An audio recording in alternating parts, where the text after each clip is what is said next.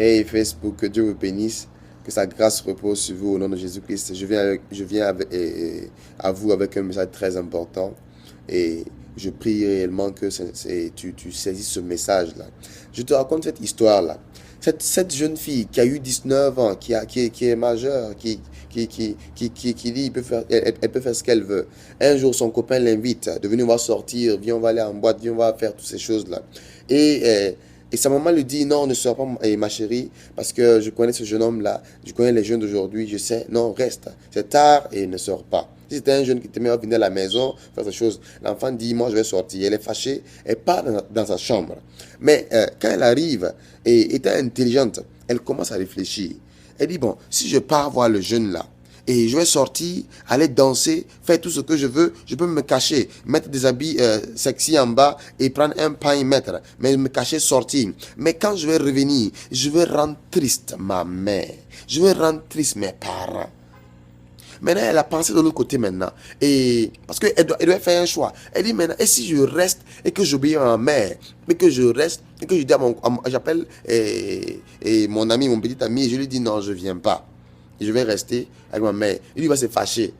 Mais c'est elle qui sera important. Ma maman, toutes les fois que j'étais malade, depuis mon enfance, elle a toujours été avec moi. Toutes les fois, entre mon petit ami et ma maman, qui m'aime le plus? Bien sûr, évidemment que c'est ma mère. Et quand depuis mon CP, mon BPC, mon bac, mon quoi, ma maman a toujours été avec moi. Elle a lavé et mes couches. Elle a tout fait. Elle était avec moi. Elle a préféré mourir même à ma place. Elle a préféré dormir. Et elle a préféré être éveillée et que moi je puisse dormir.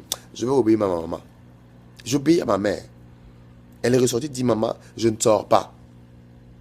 Et je t'obéis, car je sais que tu m'aimes. Donc, je suis venu te dire aujourd'hui là, si tu es chrétien, tu dois faire un choix.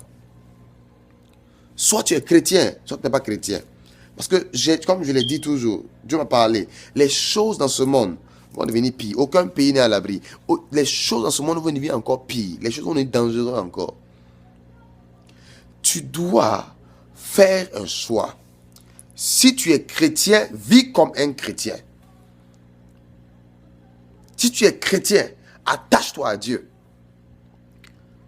Ces moments-là, ce n'est plus le moment où tu es in et out. Non. You gotta make a choice.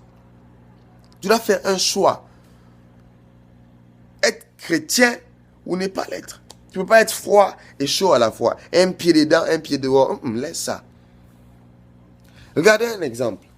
Alléluia. Regardez très bien. Ces poissons-là, leur milieu de vie, c'est dans l'eau là. Ils ne peuvent pas survivre hors de l'eau. Bon.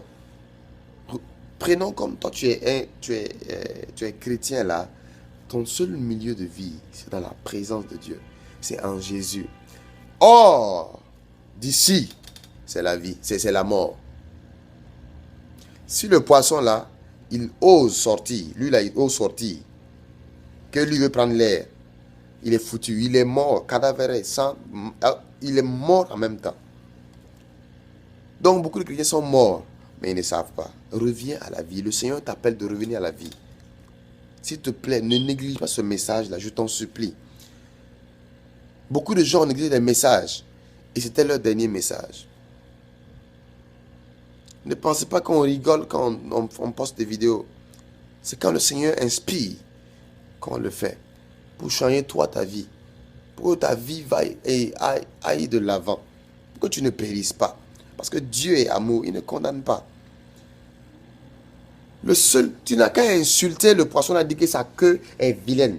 Tu n'as qu'à dire, toi, tu nages mal. Il va te dire, c'est ton problème. Moi, en tout cas, je ne sors pas. Même si tu lui tends piège, tu ne peux pas l'avoir si ce n'est pas dans l'eau là, anyways. Alléluia.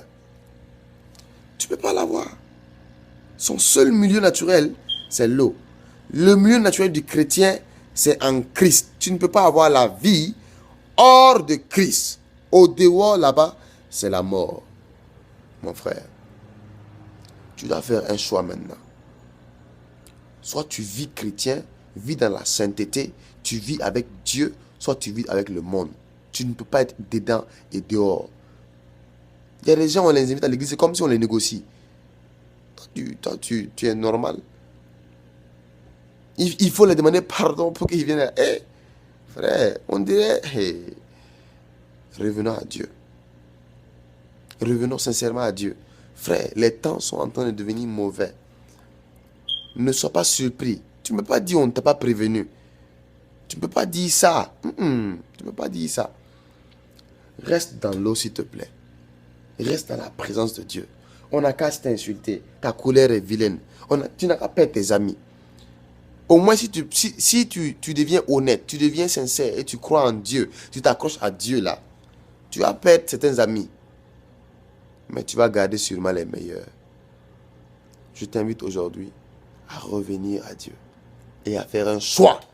Soit tu es chrétien, vis avec Dieu et t'inquiète du reste. Il prendra soin. Amen.